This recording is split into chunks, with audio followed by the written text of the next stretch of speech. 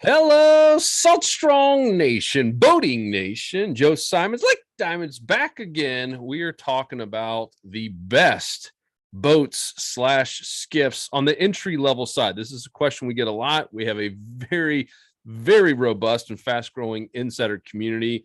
And a lot of our members, I think 62%, according to our survey, have boats, and many of them are new boat owners. And many of the rest of the people are kayak or wade fishermen, and they all seem to want a boat, right? Who doesn't want to have a new boat? And that question comes up all the time. I'm looking to get my first boat, and or I'm looking to upgrade from a kayak or a canoe, which we'll talk about as well today. What do you guys think I should get? What's kind of like a first, not necessarily beginner, but kind of more an entry level boat? And everyone here on the team has obviously been in those shoes, and we're going to kind of discuss one by one the different types of boats and skiffs and our experiences so far. So, Richard, you kind of hit on this offline about one of the biggest problems. Do you mind sharing that just right off the bat in terms of a problem and an issue that a lot of fishermen make with their first boat? Yeah, absolutely. So something that I've just seen over the years, you get excited and you want to get a new boat, and immediately you think of all the options that are available to you. And kind of one of the traps, so to speak, that you can do is think that you can get a boat that does everything.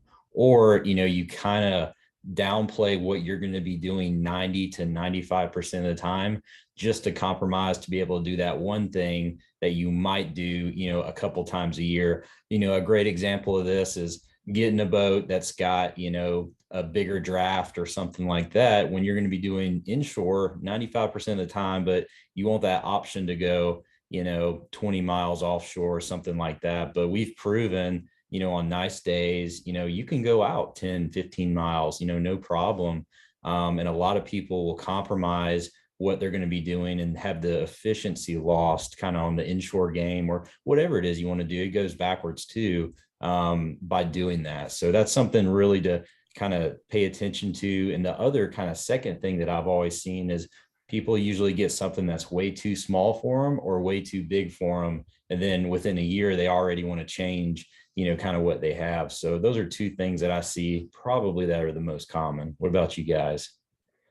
Yeah, I would say the biggest complaint I see from people is seeing how shallow we fish and how many fish we catch, and they can't get that shallow with the boat they have. They might have a big bay boat or a pontoon boat or something like that. That's not really good for the type of fishing that we do inshore, where 90% of the fish we catch are in like a foot of water or less.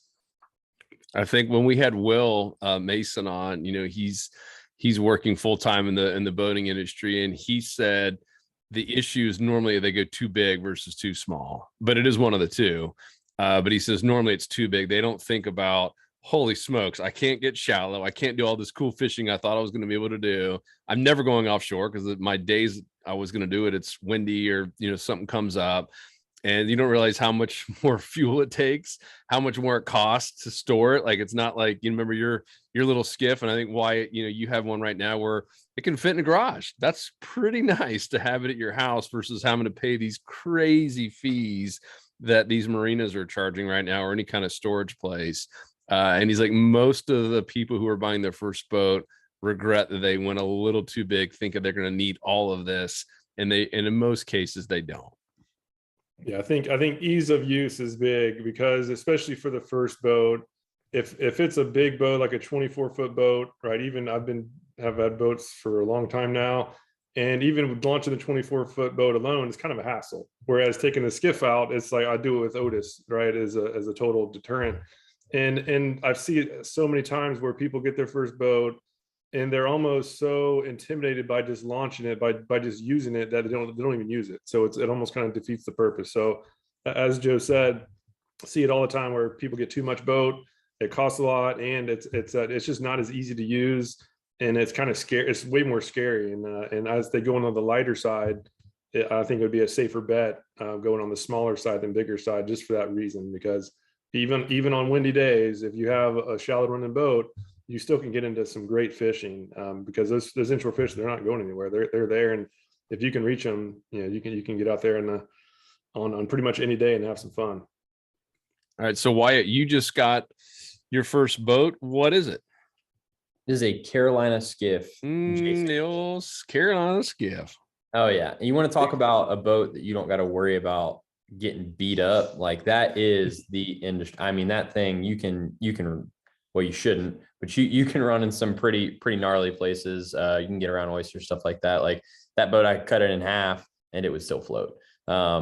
It's the material that it's made. No, I'm serious. The material that it's made out of, there's different types of materials. We could probably get into that later. But that skiff, out of everyone that I've talked to, Luke, I know you owned one as well. It's just a boat. I mean, my personal recommendation, I think it is the best starter boat out there. And I'll go over some specs real fast. So I've got the J16. It's 15 feet long, 8 inches long, 64-inch beam, gunnels 14 up. It weighs about almost 650 pounds, but it drafts 4 inches, which I think that's one of the first things that I want to talk about is like, if you're inshore fishing, which I think is probably the easiest thing to go out and get started doing in a boat. Offshore, there's a lot more variables and components that go into it. But I see a lot of folks try, like Richard and like pretty much all of us has just said, everyone compromises. Everyone wants to get a larger boat that they can do a lot in.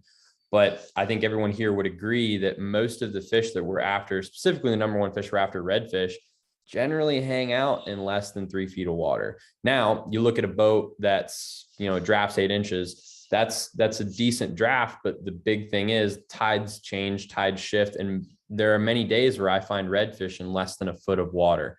8 inches gets to cutting it.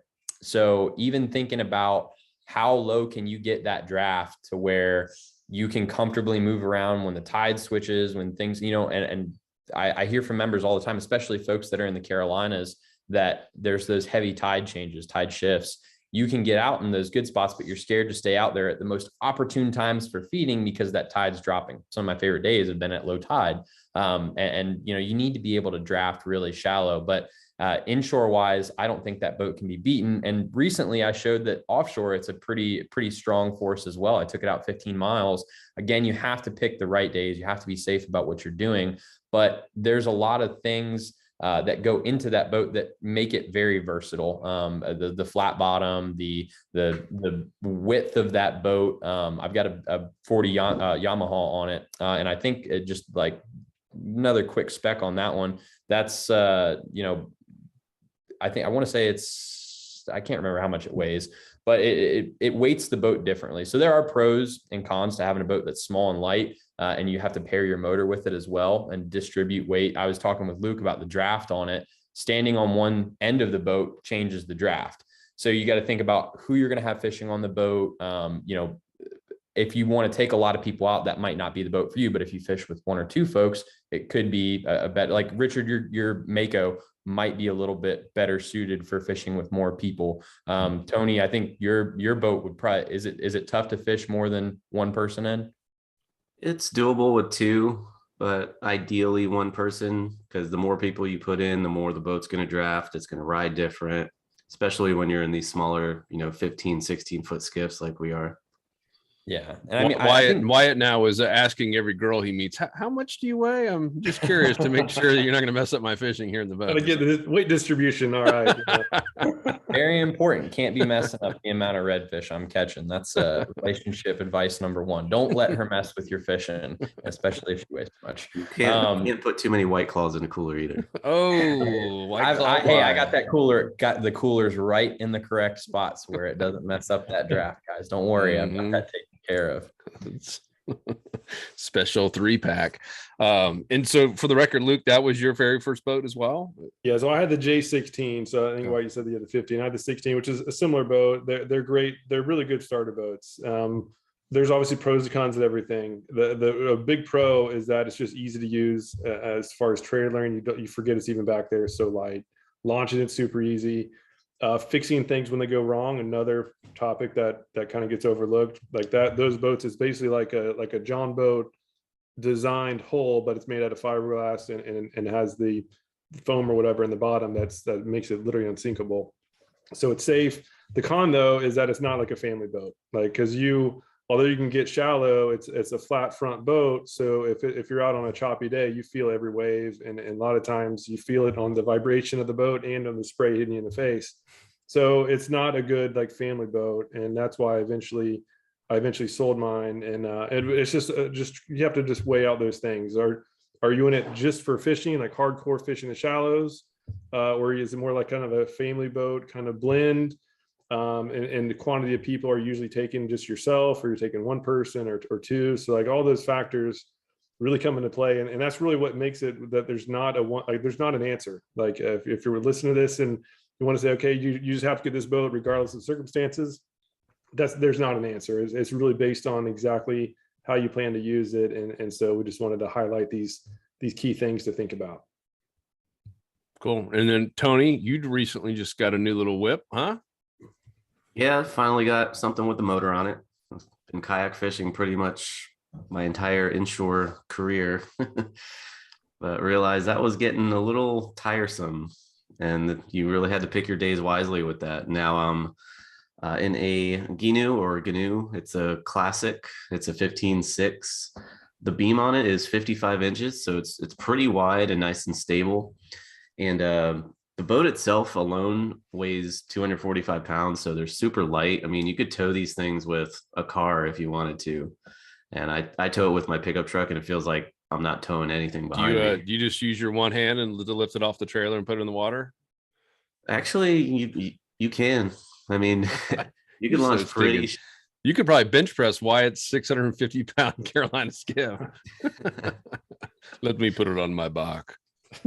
Yeah, but these boats are basically fiberglass canoes that you can put a motor on. They have all different types of models, like the LTs. I have the classic. They have high siders, low siders, little bit different style bodies and different horsepower ratings you can put on them.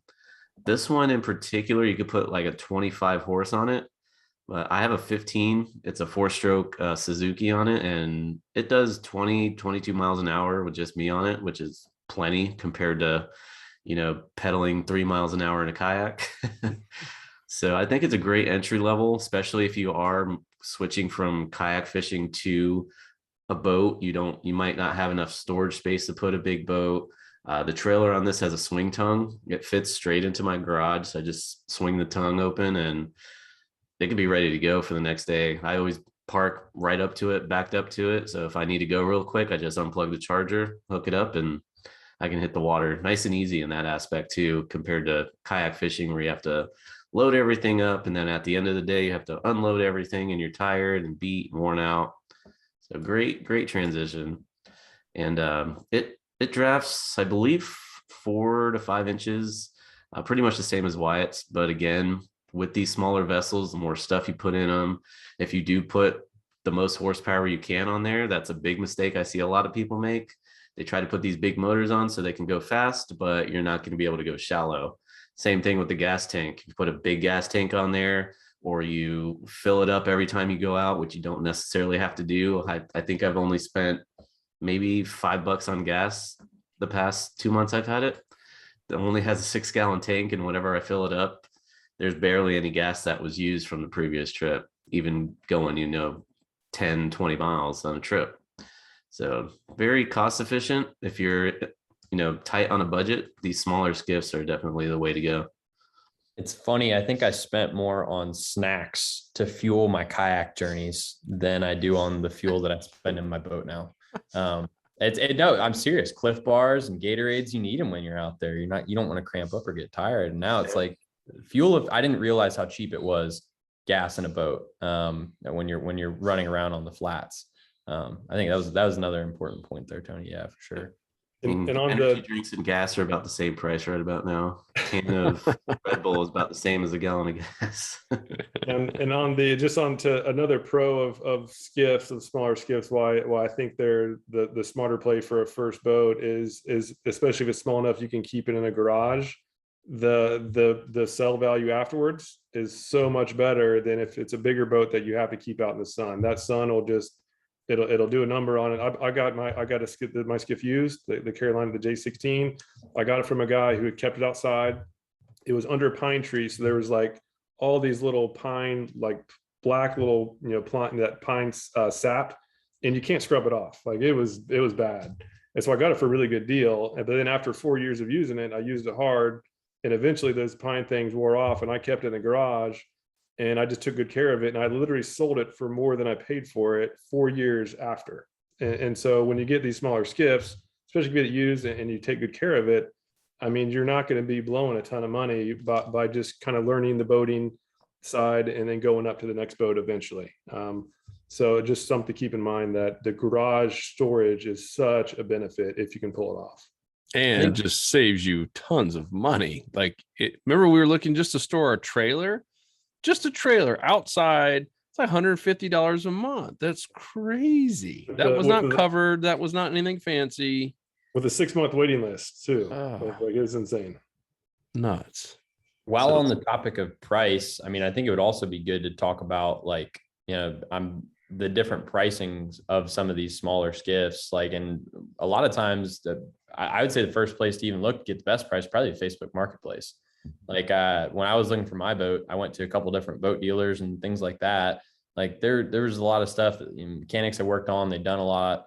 And it was like, because it was sitting in a boatyard and not something that was like a private sale, there was a little bit more money tacked onto it.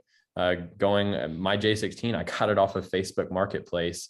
And depending on how much work has been done on the boat, the different accessories that have been put on there, and I'm sure we'll talk about all that stuff later on, will vary the price of the boat. I know some of the very base models of Carolina Skiff are less than, $8,000.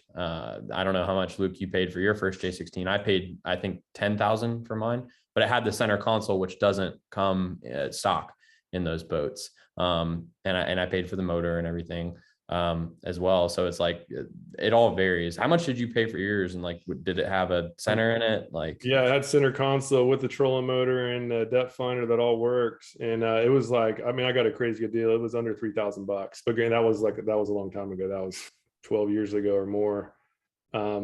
But yeah, and just getting it used. So I got it from a work at the office I was at, had like an in the intranet was a classified section, and it was from a guy that worked at the same company. He just needed to get rid of it. It looked terrible.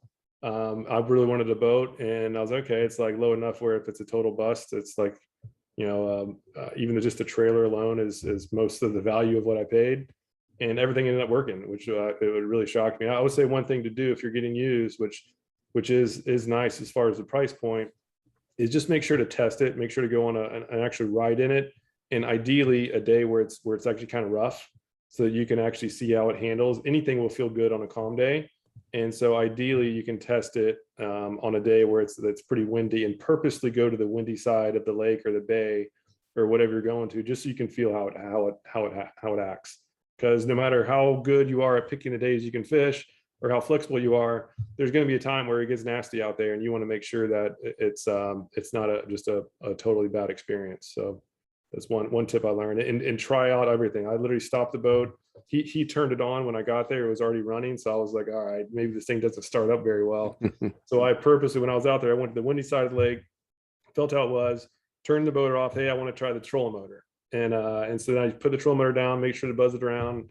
And then I was the one who started the motor up, and it started up. And so just kind of purposely, test it out in not perfect environments if you can. And with the used boats too, especially right now, the time we're doing this podcast with COVID and everything going on, new boats, people are having to wait 6, 7, 8 months to get a new boat. So people are actually, raising prices on used boats just because people are buying whatever they can so they can have it right now. So do your homework if you are using or buying used boats, see what the price actually should be. That way you can negotiate to get a good deal on it.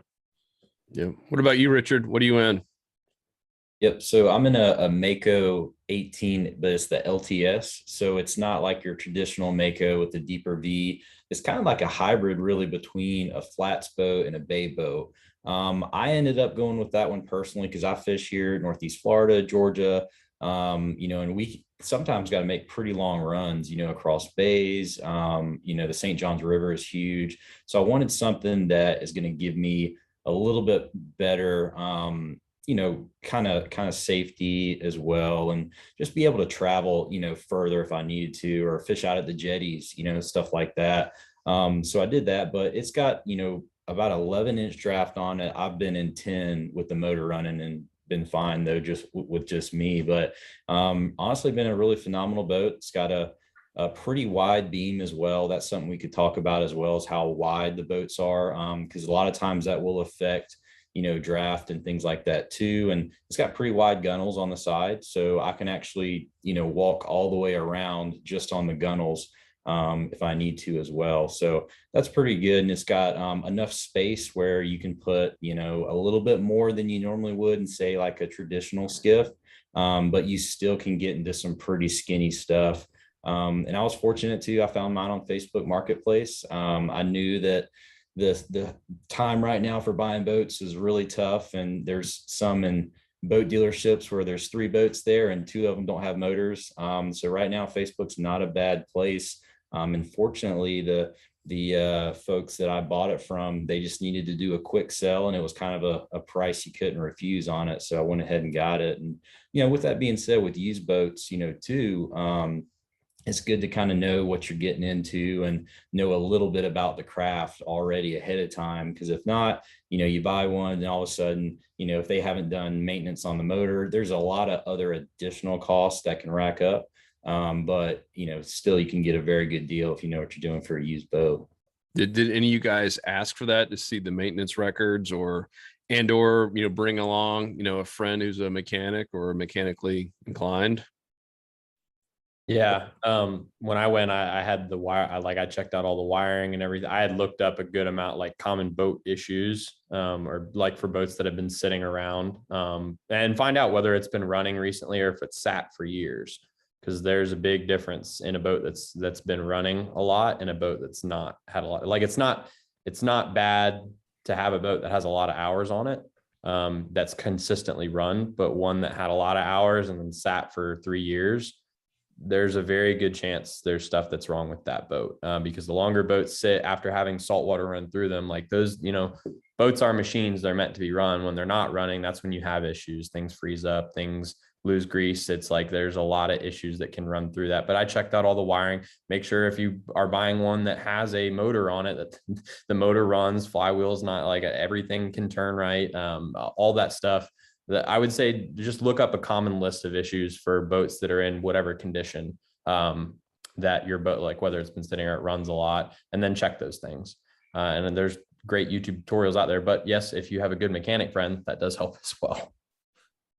Yeah. Another thing, if you are going to be buying used, is to take a very good look at the trailer.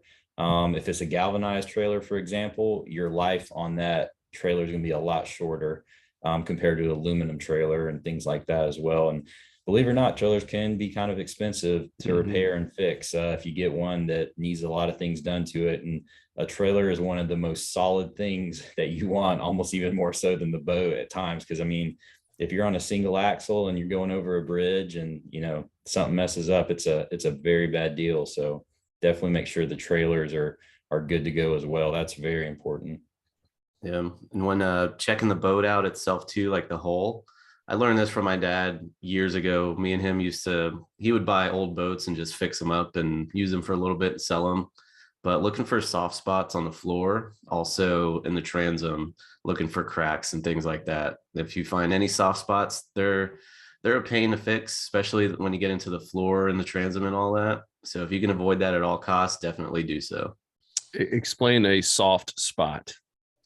So soft spot, if it's an older boat, they usually have wood underneath the floor. If that wood rots out, if you're walking on the floor and all of a sudden you feel it give a little bit, or you can go to the transom and, do like a knock test, knock around on the transom. If you hear a hollow spot, or, you can push your finger and it moves a little bit, those are going to be what we would call like soft spots. Or if you hear anything knocking back, that means it's probably got some termites or some rats in there. So run away. Or that. It's interesting that all you guys have mentioned Facebook Marketplace, because Luke, growing up, it was boat trader, right? I mean, there's only a couple places to really get boats. I mean, you had classifieds, old school paper, and you had Boat Trader USA. Man, so marketplaces like that's it now, huh? It's kind of taken over. Think going, because I looked at Boat Trader and like sites like it to get an idea of the market value of stuff. I could see different conditions of boats, things like that. It's a good place to go look to understand what something would cost, like, I guess, at a store, if you could put it that way. There's appraisals and stuff getting done on there, much less formal on Facebook Marketplace, which is a pro and a con, because a lot of times you get a better deal, but there could be underlying issues. There's a lot that goes into how things are priced on Boat Trader. There's usually agents or whatnot involved in some cases. But Facebook Marketplace now, I feel like you get a lot more direct interaction. You can ask more questions. You know a little bit more about what's going on, rather than someone handing that boat over to a trader or a dealership or whoever, and them handling it. Then now you don't have contact with the person that had it beforehand. And I guess some pros about going to like a nice dealership is they're usually going to have their mechanics check the whole thing out, but obviously they're going to, upcharge as well, make their spread. And sometimes they'll put, small little warranties on there. Talk about that in terms of warranties on engines or any other accessories. Do you guys have any good or bad experiences there on the first boat? Or way out of warranty by the time you got it? Mine was as is, and fingers crossed, and everything unfortunately worked out well. Yes. So mine has a 5-year whole warranty. So I've still got about a year and a half, even though I'm the second owner on the warranty. So that's something to look at too for different brands. Some of them do have very good warranties. Mako is one of those companies that does have a pretty good extension life on some of their items. So that's something to look at too. Cool. No warranties on any of my stuff. Replacing things as they break. One nice thing about the GNU is a lot of the stuff, it's very easy to fix and replace. Like, just everything's out in the open and exposed. So if you need to replace a bilge pump, you just unscrew it, put a new one in, you're good to go. Electronics, the wires run through the lost my train of thought. The little things on the side of the boat, the top. The gunnel? Yeah. The wires just run through there. So if you have to replace wires, just feed them through, pull them out. All the connections are in one little hatch. So if something shorts out, you just fix that in there. So it's not like a boat where you have to go into, deep hatches or drill holes or access areas to get to things to fix them. And with a GNU, you instantaneously have a million new friends, or however many GNUs are out there. That's like a tight knit little club, right? It's kind of like owning a Jeep where everyone just kind of waves at each other.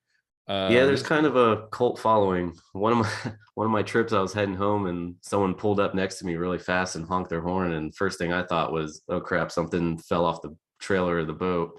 And he's just pointing and giving a thumbs up and waving. I like your GNU, man. One thing I will add about those boats though is they're not made for choppy water. They're flat bottom. I learned my lesson the hard way the first day I took it out. Nice and calm, flat morning, cross the river. The wind shifted from the east, so it was still calm on the shoreline I was fishing, then decided to go back about quarter mile. I had a 4-mile stretch to cross. About a quarter mile in, it was rolling 3 to 4 feet, and every wave I was just nose diving into. And I got back to the launch and looked like I just jumped in the water. So they're definitely not a dry ride. Yeah, I think, and I think it sounds like we're knocking V bottoms really hard, because each of us have said we have the flat bottoms, and that's really great for inshore fishing. And for those who don't know the difference, you got a flat bottom boat is essentially like, if you look at a John boat, that front just curves down into the body of the boat. Now that's great for flats fishing because you have the shallowest draft possible. With a V, it comes down to a triangle, and that's going to increase your draft. The benefit of that is that you can go out in choppier waters. You can cross bays, and there, like Richard said, there are hybrids out there. And depending on where you fish, I would think about what areas you have to cross, how long of a ride you have. You know, you don't take an off-road vehicle, or you wouldn't want an off-road vehicle for, you know, city driving, and you wouldn't vice versa. So thinking about what your average, I guess, commute is to your favorite fishing holes or areas that you want to explore and get out into with your boat, that's important to think about in the boat that you're going to be going and buying. That being said, flat bottoms, you know, they can go out in areas that essentially you only see V-bottom boats. For example, offshore, where I've taken my Skiff, it's a flat bottom boat. I can't go out often in it, but when the seas are calm, I can. You want that V to be able to cut through waves, and not have as much spray, like Luke talked about, for sure. When it's a windy day with that J16, I am soaking wet if I'm not very careful and very adamant about how I'm riding that boat, because it's not very long. Ideally, you have a boat that's long enough to cover 3 waves at a time, because then you'll never be nosediving the front, the middle, and the back. If you've got a boat that's shorter, which is really preferred for flats fishing for agility, being able to move around on the motor, fuel efficiency, everything like that, but it's not as stable of a ride. When you walk around on it, it'll shift around a little bit more. There's pros and cons to every little length, width, and, you know, even the design of the hull on a boat. And all that really comes down to is, you know, what are you going to be doing? Where are you going to be traveling? And that's all that stuff that factors into which boat is best for you. Love it. And then get prepared to spend a lot more money than you ever thought you'd spend on marine batteries. Did you guys have to do that? The upgrades? About to. Yeah. Yeah. Jokers are expensive. Now, the battery that's in mine right now, it's about a $350 battery. Luckily, it's only about a year old, so it's still going pretty good. Yeah. And I think that lead into accessories too, and that's a big thing. And the same thing though, it really depends on what you're going to be doing. If you're going to be doing a lot of inshore fishing, a trolling motor that works is numero one, I would say, by far. And if it doesn't have one, at least have the wiring, everything set up. A huge problem that I've seen a lot is somebody just get a new boat, and then they want to go inshore fishing, and now they're having to drift, and they don't have control of a quietly moving around and really hunting down the fish. It's really tough, and then they have to rewire the boat, and it's a huge hassle. So having the proper accessories, and I would say number one would be trolling motor, and a very distant third would be like a power pole, or really anything else for that matter. That trolling motor is just crucial. Yeah, one thing I learned really quick about the boat, even though it does draft 4 or 5 inches, if you have a trolling motor on there, you're not going to be able to get into 4 or 5 inches of water. So if you do need to get up that shallow, a push pole would be ideal. You could also paddle if you wanted to, but I raised my motor up just high enough that it just like if I catch a little bit of a wave, it starts cavitating on the surface, but on smooth, calm conditions, I can have it up almost close to the hole, and I can get about 3 to 4 inches shallower than I was able to with it down in the normal position, if that makes sense. Yeah, being able to quickly adjust that trolling motor is really important for finding where the fish are. Depending on time of day, they could be super shallow, they could be further out, and obviously you're going to bite a little more the deeper you are, but you won't be able to get as shallow. So throughout the day, I'm constantly raising, lowering my trolling motor. But I agree with Luke. That's the first thing I bought for my boat, is it had a power pole on it, and since broke, I got a new one. Haven't even put it back on, because I spend most of my time on the trolling motor. The person that had it before me was primarily a bait fisherman, and that power pole was great for him. But if you use artificial lures, you need that trolling motor. It's 110% the best thing. Another thing I would recommend that's a very easy, quick accessory that's going to help you catch more fish 110% is a cooler. And that you put that right up at the front of your boat. This is where it comes down to, like, having a wider bow is really nice because you can get stuff on there, but having something to stand on that adds an extra inch or 2, or in the cooler's case, an extra foot, where you can stand on top of it. You can lean down, mess with the trolling motor. If you have a fancy iPilot, you can do that. I use the tiller handles. Luke got me hooked on doing that. So it's nice to be able to fish and kind of bump the trolling motor handle with my butt, moving around instead of having to pop And then you can fishing. still reach down and get your white claws in the other hand. So got Yeah, a I'm free sitting hand. here doing a little band. Yeah, that's exactly Oh what it my looks like. God. Sipping. And yeah. So, This just went downhill fast. Yeah. oh man.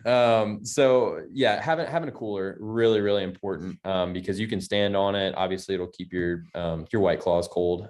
But having that extra visibility is really important out on the flats. I mean, even if you can't see to the bottom to sight fish, you can see color changes, you can see potholes. I hear from people all the time that are in the Carolinas, like, oh, you can't see into the water. You can definitely see color changes. You can see where it gets darker and you can see where it's lighter. That indicates a depth change. And just having that cooler, so where you can see that depth change, it's going to help you catch a lot more fish really fast. And then I would say my third, like if I had to give 3 things, if the outboard that you're using does not have a jack plate, you need to put one on there. That's a huge thing. That's number one, going to save you fuel. And it's going to allow you to run shallower. So that would be my 3 things. The jack plate's definitely the most expensive. I honestly wouldn't even worry about the power pole. I have the stick it anchor from the power pole unit, and I just use that. I haven't even worried about putting the actual unit back on because I wouldn't use it that much. It's good. What about you guys? What are some must-have accessories? Yeah, for me, having the trolling motor is number one, probably by far.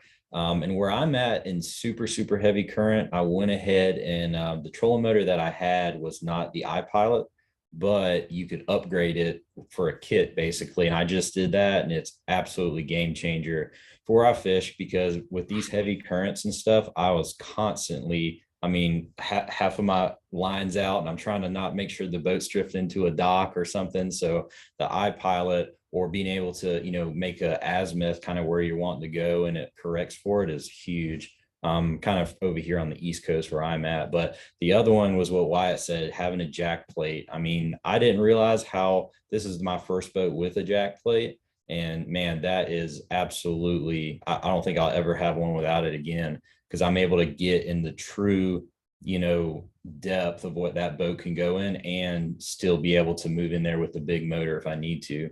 So I use it almost every single time I go out. So that's a huge one. I haven't heard Tony, any of you guys. Well, go for it, Luke. I was going to say, Tony, you have a jack plate on the Ginu?